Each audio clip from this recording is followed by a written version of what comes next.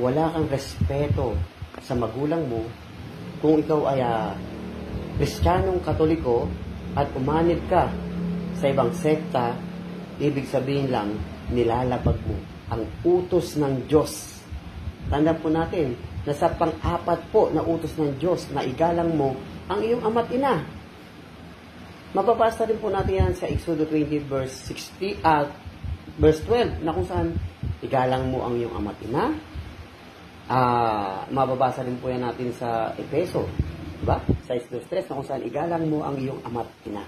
So, ibig sabihin lang mga kapatid na kung saan kailangan igalang po natin ang ating magulang, igalang po natin ng Diyos na kung saan kung ikaw ay Katoliko, dapat hindi ka umaanib sa ibang sekta at dapat hindi ka rin nakikinig, no? O hindi ka dapat nagsisimba sa kanilang sambahan, no? Na tinatawag nila na simbahan, no? So, kapag mas na ginawa nyo kasi yun, no? Na kayo ay umanib doon sa kanilang sekta na tatag lang ng tao at kayo nagsimba doon, no?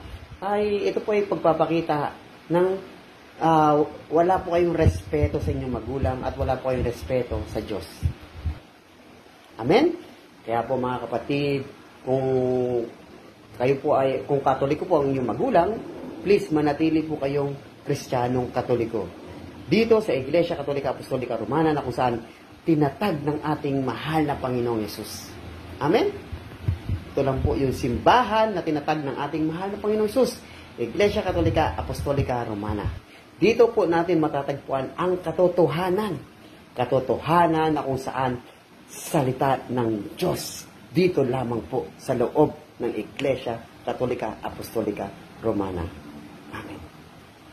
Respeto sa magulang, respeto sa Diyos na kung saan dapat manatili dito sa Iglesia Katolika Apostolika Romana. Yun naman po, maraming salamat. Spread love. Manatili po tayong cute, Catholic, and Bye-bye everyone. Spread love.